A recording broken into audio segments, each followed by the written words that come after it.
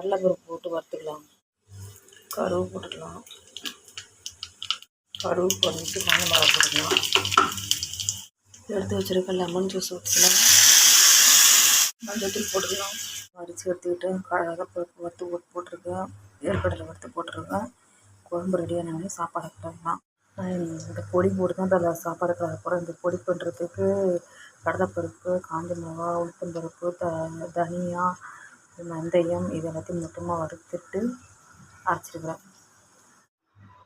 உப்பு போட்டுக்கலாம்.